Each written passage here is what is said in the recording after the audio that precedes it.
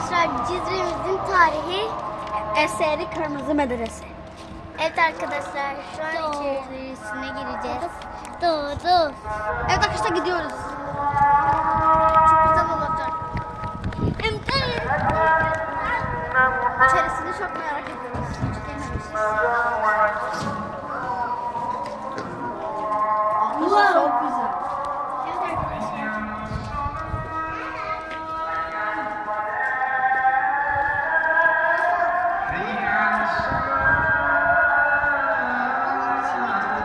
Arkadaşlar gördüğünüz gibi çok güzel eserler var. Çok güzel resimler var. Bilim adamı şeyler var. Robotik şeyler. Çok güzeller. Evet arkadaşlar. Biz çok beğendik. Söyleyeyim. حي على الفلاح